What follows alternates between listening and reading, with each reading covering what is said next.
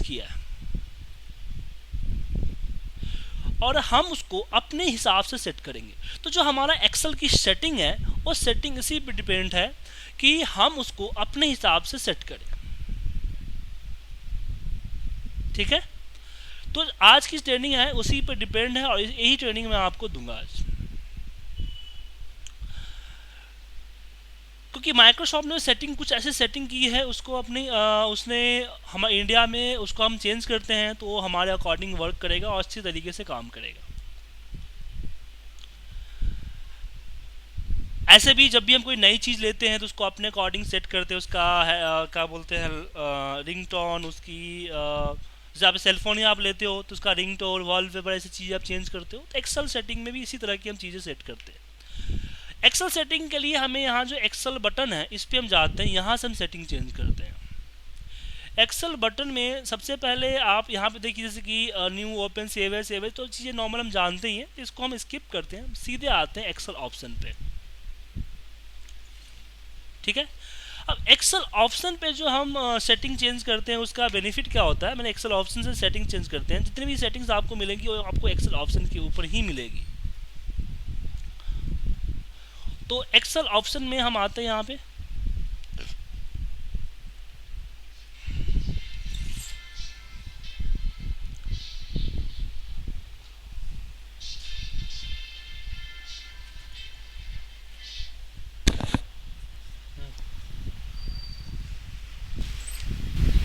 ठीक ठीक है, ठीक है।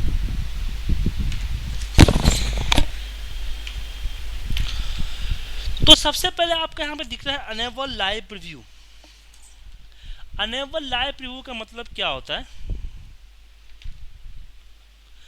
कि जब एक्सेल 2007 से ऑनवर्ड क्या हुआ है कि जब भी कोई भी आप किसी भी तरह की फॉर्मेटिंग को चेंज करते हैं तो आपको वहाँ पे उसका लाइव प्रीव्यू दिखता है। ये लाइव प्रीव्यू अगर किसी सिस्टम में हट गई है या फिर किसी ने आपको हटा दिया है, किसी की हटानी है, तो यहाँ से होता है अनेबल लाइव प्रीव्यू। यहाँ पे अगर क्लिक है तो आपका अनेबल है, अगर क्लिक हटा देते हो तो ये डिसेबल हो जाता है। दूसरी चीज आप देख रहे होंगे कि मेरे सिस्टम में आपको डेवलपर टूल्स एक दिख रहा है। आप बात करो तो आपके सिस्टम में डेवलपर टूल्स नहीं दिखेगा, क्योंकि डिफॉल्ट क्या होता है कि डेवलपर जो रिबन है वो आपका अनचेक होता है। अगर आपको डेवलपर टैब लाना है तो आपको इस पर क्लिक करोगे तभी आएगा। तो ये तो 2007 की बात हो गई, लेकिन 2013 में एज अलग है। 2013 की मैं बात करूं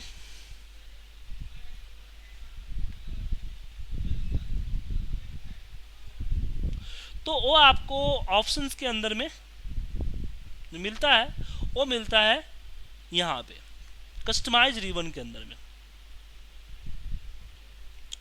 2013 के अंदर में आप खुद के मेनू बार भी क्रिएट कर सकते हो। न्यू टैब पे क्लिक करो और मेनू बार का नाम दो और उसके बाद उस मेनू बार में जो ऑप्शन चाहिए उस ऑप्शन को सिलेक्ट करके ऐड पे क्लिक कर लो, वो ऑप्शन ऐड हो जाएगा। जैसे कि मैंने एक एक्स्ट्रा नाम का जो आप देख रहे हो टैब मैंने बनाया है, ठीक है ना। तो इस तरह की टैब खुद के मेनू बार बना सकते हो। क्या है कि आप मान लो कि 15-20 ऐसे ऑप्शंस डेली यूज कर रहे हो, आपका 95% ऑप्शंस वही 15-20 ही यूज होते हैं, तो आप 15 लेकिन 15-20 ऑप्शंस अलग अलग मेनू बार के अंदर में है, तो उसके लिए आप एक मेनू बार क्रिएट करो और उसको ऐड कर सकते हो। दूसरा कि जिस मेनू बार को चाहो आप अपीयर कर सकते हो, जिस मेनू बार को चाहो आप डिसअपीयर कर सकते हो जस्ट क्लिक से। इस पर क्लिक है तो आपको मेनू बार यहाँ पे दिखेगा, अनक्लिक है तो नहीं दिखेगा। तो अपने हिसाब से उसको ला सकते हो। ठीक है सर, बैक टू हम 2013 आप वापस 7 पे आते हैं। तो यहाँ से हम यहाँ दूसरा चीज आप देख रहे हो कि आपके एक्सेल का जो कलर है वो ब्लू है। आप अपने हिसाब से इसको कलर सेट कर सकते हो।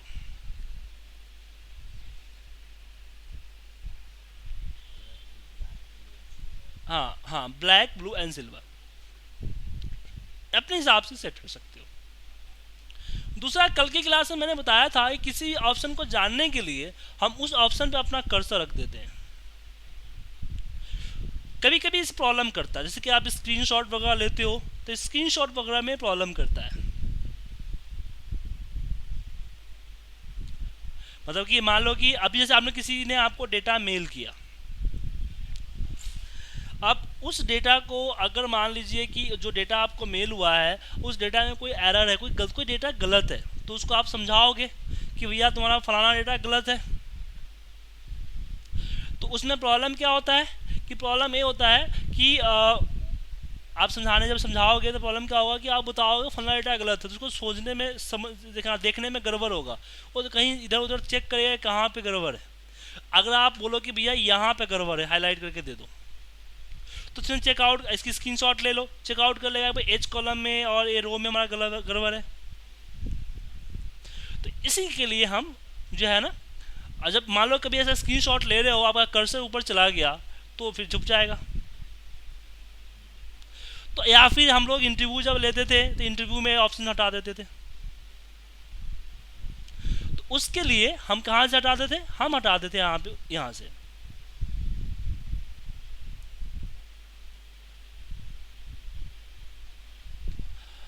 कहाँ गया, एक्सेल ऑप्शन में ये डोंट शो स्क्रीन टिप्स, सबसे लास्ट वाला, ठीक है। उसके बाद मैं जैसे कि मैंने यहाँ पे जैन टाइप किया, जैन टाइप करके नीचे ड्रैग किया तो जैन 5 मार्च इस तरीके से आ जाता है। संडे टाइप करते हो, ड्रैग करते हो, संडे मंडे ट्यूसडे आ जाता है। तो क्या ऐसे में किसी का नाम टाइप करूं तो नाम आ जाएगा?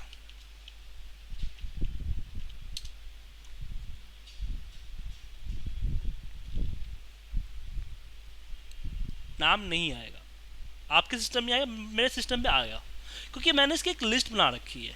तो आप इस तरह के लिस्ट को एडिट कर सकते हो, एडिट कस्टम लिस्ट से। यहाँ पे न्यू लिस्ट टाइप देखो, मैंने यहाँ पे नेम का बना रखा है, सिटी का बना रखा है। अब इसका यूज तो एक तो हम ड्रैगिंग के लिए करते हैं कि सिस्टम में हम उसको ड्रैग कर लेंगे तो दिक्कत होता नहीं, दिक्कत होता है। दूसरा इसका यूज करते हैं हम इसके लिए शॉर्टिंग के लिए। जैसे आपको डेटा शॉर्ट करना है अप्रैल टू मार्च, तो अल्फाबेट से शॉर्ट नहीं कर सकते हो आप, उसके लिए हम क्या करेंगे, यहाँ पे ये यूज करेंगे कस्टम शॉर्ट में। हम क्रिएट कर लेंगे, न्यू लिस्ट में जाके हम क्रिएट कर लेंगे और शॉर्ट कर देंगे। हाँ हाँ, लेकिन इसमें एक चीज़ और होती है ना सर, कि अगर आपको लिस्ट बनानी है, अगर आपके पास चलो कि 10-15 लिस्ट आपने टाइप कर लिया, लेकिन आपके पास लिस्ट काफ़ी ज़्यादा हुआ, 10,000 15,000 लिस्ट हुआ, तो प्रॉब्लम होगी। तो उस केस में हम इंपोर्ट भी कर सकते हैं, सिलेक्ट करके हम डेटा को इंपोर्ट भी कर सकते हैं, ठीक है ना। एक्सेल सेटिंग के अंदर जो भी आप चेंजिंग करते हो वो किसी एक पार्टिकुलर फाइल में नहीं होता है, ओवरऑल एप्लीकेशन में होता है। कि जो भी एप्लीकेशन में आप चेंजिंग करते हो ओवरऑल एप्लीकेशन में होता है।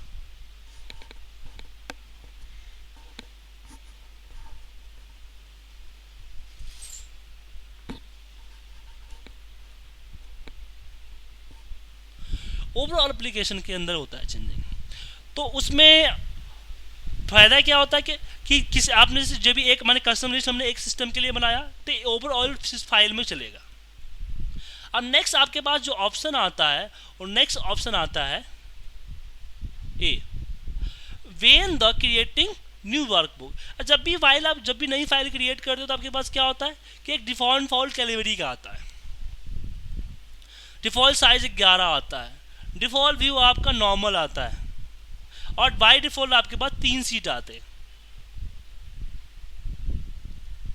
तो यहाँ से आप चेंज कर सकते हो कि आप अपना फॉन्ट चूज कर सकते हो, अपनी साइज कर सकते हो, अपना व्यू चूज कर सकते हो, और नंबर ऑफ सीट्स कितना हो वो देख सकते हो। दूसरा यहाँ पे यूजर नेम। अब कोई भी फाइल देख के आप पता लगा सकते हो कि इस फाइल को किसने बनाया है, बस कर्सर ले आते पता चल जाता है कि इस फाइल को किसने बनाया है।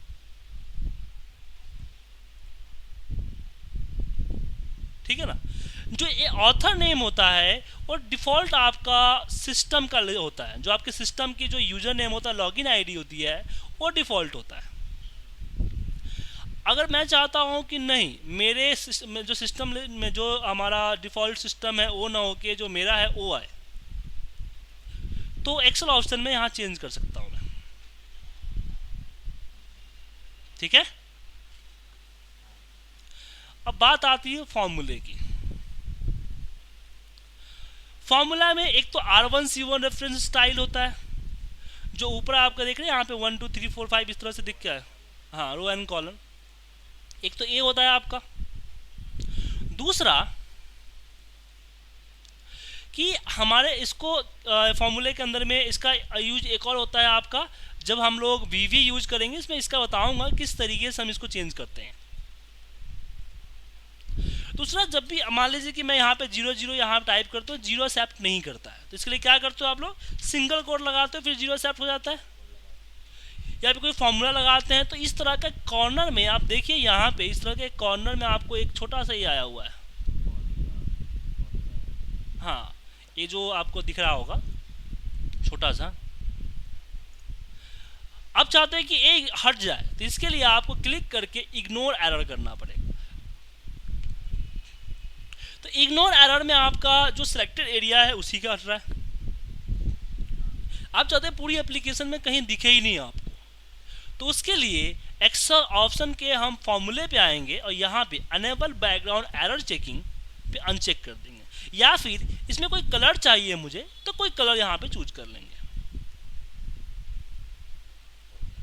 ठीक है, तो इसका यूज कर सकते हैं यहाँ पे। प्रूफिंग की बात करें, ऑटो करेक्ट। सबसे पहले ऑटो करेक्ट में यहाँ देखिए कि जैसे कि यहाँ पे कोई शॉर्ट वर्ड बना सकते हैं, जैसे मैं यहाँ पे DS लिखूँ तो डेली सेल्स रिपोर्ट में कन्वर्ट हो जाए। अब मैं एक्सेल सीट पे जाके DS लिख के स्पेस मारूंगा तो डेली सेल्स रिपोर्ट में कन्वर्ट हो जाएगा। ठीक है। उसी तरीके से अगर मैं यहाँ पे कुछ और करता हूँ, जैसे कि ऑटो फॉर्मेट, यहाँ पे इंटरनेट, जब भी आप लोग गूगल का कोई पाथ आप टाइप करते हो तो क्या होता है, वो हाइपर लिंक में कन्वर्ट हो जाता है, www.google.com। ठीक है। अगर आप चाहते हो कि ऐसा ना हो, क्योंकि बड़ी मुश्किल होती है टाइप होने के बाद, आप चाहते हैं ऐसा ना हो, तो एक्सेल ऑप्शन में हम प्रूफिंग में आते हैं, ऑटो करेक्ट ऑप्शन, और यहाँ पे इसको अनचेक कर देते हैं। उसके बाद हम करेंगे, यहाँ पे जैसे मैं कोई ईमेल आईडी टाइप करता हूँ, excelmis@aol.com, तो आपका अब नहीं आएगा। ठीक है। उसी तरीके से आगे हम बढ़ते हैं इसमें। अप्रूविंग की बात करते हैं तो स्पेल चेक।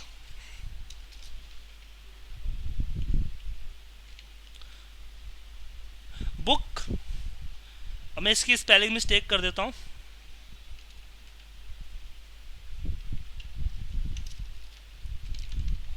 मेरे दोनों यहाँ पे लिखे हुए हैं, दो सेम वर्ड लिखे हुए हैं और दोनों में स्पेलिंग मिस्टेक है।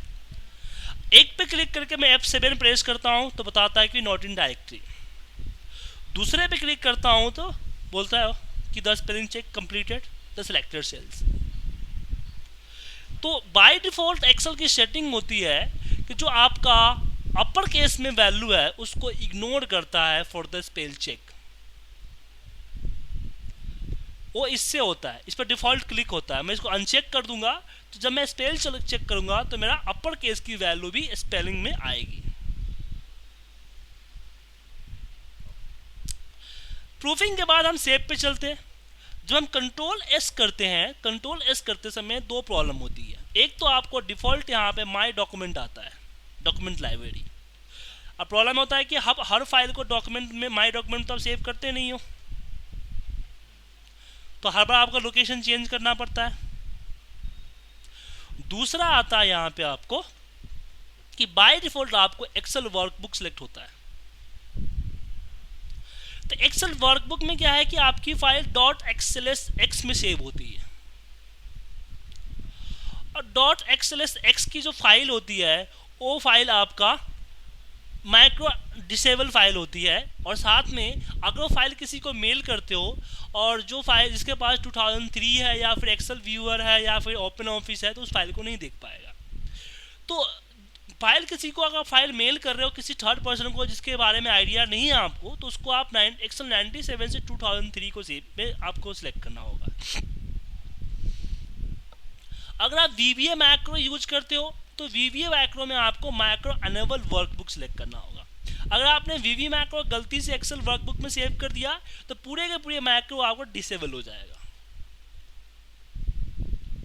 अगर आपने 2-3 घंटे की कोडिंग की है, 2-3 घंटे में आपका मेहनत का बर्बाद कर देगा आपको जस्ट एक छोटी सी प्रॉब्लम। तो कभी कभी तो चेंज कर लेते हैं लेकिन नहीं, एक्सेल वर्कबुक आपको मैक्रो सेव नहीं कर पाएगा। तो जब भी आप कोई मैक्रो फाइल यूज करते हो तो आप एक्सेल ऑप्शन के अंदर में एक चेंज हम लोग जब ज़्यादातर मैक्रो यूज करते हैं तो मैं यहाँ पे सेट कर रखा हूँ सेविंग में कि एक्सेल मैक्रो अनेबल वर्कबुक। इससे क्या होता है जब भी मैं Ctrl+S करता हूँ तो यहाँ पे automatic Excel macro enable workbook आता है। और दूसरा आपको ये होता है लोकल डिस्क आता है D। क्यों? क्योंकि मैंने एक्सेल ऑप्शन में यहाँ पे सेव के अंदर डिफॉल्ट फाइल लोकेशन डाल रखा है। तो आप यहाँ से अनेबल मैक्रो अनेबल सेट कर दो, दूसरा यहाँ से आप ड्राइव सेट कर दो, ठीक है। दूसरा जो ऊपर आ रहा है ये रहा ऑटो रिकवर। कभी कभी क्या है कि हम फाइल को क्लोज कर देते हैं, फाइल मेरा हैंग होके बंद हो जाता है या फिर सिस्टम पावर चली गई। मैं ऐसी सिचुएशन जब सिस्टम अपने हिसाब से फाइल बंद करता है, आपसे नहीं, आप खुद बंद नहीं करते हो, तो उस केस में आप जो है ऑटो रिकवर क्या करता है कि 10 मिनट तक का डेटा ही लॉस होने देता है, मैक्सिमम 10 मिनट का डेटा लॉस होता है। एवरी 10 मिनट्स में आपका फाइल ऑटो रिकवर होकर इस लोकेशन में आपके फाइल को सेव करता है एज ए बैकअप। लेकिन बैकअप कब मिलता है आपको? जब आपका फाइल ऑटोमेटिकली बंद होता है तब, ठीक है। एडवांस में आइए, आप एंटर मारते हो तो कर्सर आपका डाउन जाता है, यहां से राइट लेफ्ट अप कर सकते हो। आप जब भी नंबर टाइप करते हो तो डेसिमल प्लेसेस आपको इंसर्ट करने पड़ते हैं, यहाँ पे क्लिक कर दो, बाय डिफॉल्ट 2 डेसिमल प्लेसेस, जितना भी टाइप करोगे उतना डेसिमल प्लेसेस आपको आएगा। आप किसी भी जैन लिख के ड्रैग कर देते हो तो यहाँ से आप अनचेक कर दोगे तो फिर ड्रैगिंग पॉइंट आएगा ही नहीं आपको। उसके बाद नीचे चलते हैं, जितनी भी फाइल खुली होती है नीचे दिखता है। मैं यहाँ पे show Windows in the task bar में करूँगा तो मैं शो ही नहीं होगा। फॉर्मूला बार हटाना है तो फॉर्मूला बार हट जाएगा। फंक्शन लिखते थे फंक्शन टिप्स आता है, स्क्रीन टिप्स वो हट जाएगा। उसके बाद स्क्रॉल बार ये स्क्रॉल बार आपका हट जाएगा, लेकिन ये किसी एक पार्टिकुलर फाइल में हटेगा। इससे ऊपर तक की सारी जो सेटिंग थी वो ओवर एप्लीकेशन की सेटिंग थी, लेकिन यहाँ पे एक फाइल की सेटिंग है, ठीक है। हॉरिजॉन्टल स्क्रॉल बार, वर्टिकल स्क्रॉल बार, सीट का जो नाम दिख रहे हैं वो नाम हट जाएंगे। फिर यहाँ पे जो आपको अब नीचे आ रहा है सिर्फ सीट 6 के लिए जो एक्टिव सीट है, हाँ कि आप रो एंड कॉलम की हेडिंग हटा दो, ठीक है, फार्मूला हटा दो, कैलकुलेटर जो होता है, सो जो पेज ब्रेक्स दिखते हैं डॉट्स में वो हट जाएगा, सिर्फ जीरो वैल्यू होगी हट जाएगी। आप यहाँ जो ग्रिड लाइन दिख रहा है हटा सकते हो, या फिर ग्रिड लाइन के कोई अपनी कलर कर सकते हो, ठीक है। तो एक्सेल ऑप्शन में सेटिंग हम करते हैं। एक्सेल ऑप्शन के बाद आता है कस्टमाइज में जैसे कि कुछ ऐसे ऑप्शन भी एक्सेल में हैं जो मेनू बार के अंदर में नहीं है। तो जो मेनू बार के अंदर में नहीं है ऐसे ऑप्शन को आप इसमें ढूंढ सकते हो। जैसे कि 2003 में आपको मिल रहा था, यहाँ पे नहीं मिल रहा है, और इसको ऐड क्लिक करोगे ये ऑप्शन आपको ऊपर आ जाएगा यहाँ पे। तो एक तरह से हम शॉर्टकट बनाने के लिए भी इसका यूज करते हैं। मतलब कि जैसे मुझे इस पे यहाँ पे मान लो कि मुझे बॉर्डर अप्लाई करना है, तो मैं यहाँ पे जाके ऑल बॉर्डर पे क्लिक नहीं करूँगा, मैं सिर्फ Alt 4 दबा दूंगा। Alt 4 जैसे Alt दबाते हैं 4 आ रहा है ना, पूरा अप्लाई हो जाएगा। हाँ शॉर्टकट। तो कुछ ऐसे ऑप्शन जो मिल नहीं रहा है या फिर मैक्रो उसको यूज कर सकते हो, या फिर आप जो है ना शॉर्टकट के लिए इसका यूज कर सकते हो। बाकी एडिंस है, तो एडिंस के चैप्टर में आपको पढ़ाऊंगा, जब आपको मैं एडिंस पढ़ाऊंगा। तो एक्सेल सेटिंग के जरिए मैंने आपको बताया कि किस तरीके से एक्सेल की डिफॉल्ट सेटिंग आप चेंज कर सकते हो। ठीक है सर।